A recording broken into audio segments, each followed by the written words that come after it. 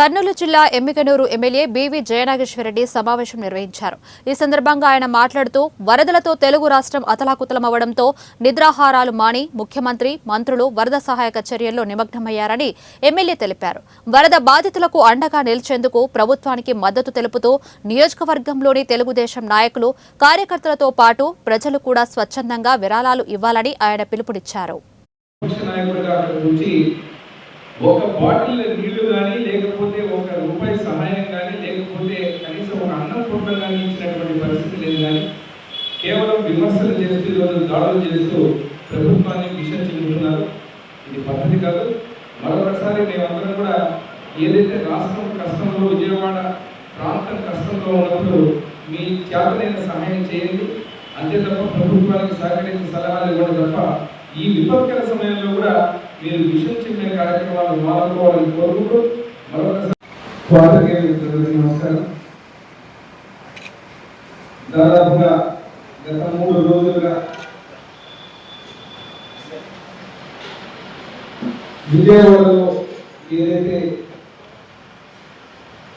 వరద ఉధృతితో జలవిలయం ఏర్పడి విజయవాడ వాసుల దగ్గర పోయినటువంటి ఆ వాగుల ద్వారా వచ్చినటువంటి వరద వల్ల కృష్ణ జలాలు వరద వల్ల ఇబ్బంది పడుతూ ఏ రకంగా ప్రజలు ఇబ్బంది పడుతున్నారో మనం చూడడం జరిగింది. దాంట్లో భాగంగా మన ముఖ్యమంత్రి వర్యులు చంద్రబాబు నాయుడు గారు, మంత్రివర్గ సహచరులు నారా లోకేష్ బాబు గారు, శాసనసభ్యులు, మా పార్టీ యంత్రాంగం అందరూ కూడా వరద సహాయ సహకారాలు అందించే విధంలో ప్రతి ఒక్కరిని నిలబడి వారందరూ కూడా తోచిన విధంగా సహాయం చేయడం జరుగుతుంది.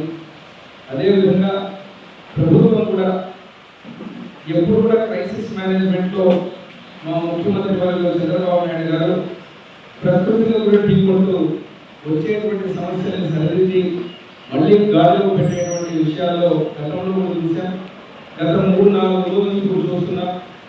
నిద్రాహారాలు మాని ప్రజలకు భరోసా ఇస్తూ వారు ఎంత ఇబ్బంది పడుతున్నారో అంతకు మించినటువంటి శ్రమ తీసుకొని వారు 5 లక్షల రూపాయలు నేను ఈ 3 నెలలు కూడా వాళ్ళకి సహాయానికి విరాళానికి ఇవ్వగలను. నిన్న 10,000 రూపాయలు ఇవ్వడం జరిగింది. అదే రకంగా వివిధ మండలాల నాయకులు, పార్టీ శ్రేణులు, ఇతర పెద్దలు కానీ ఎవరైనా కానీ వరద సహాయానికి సీఎం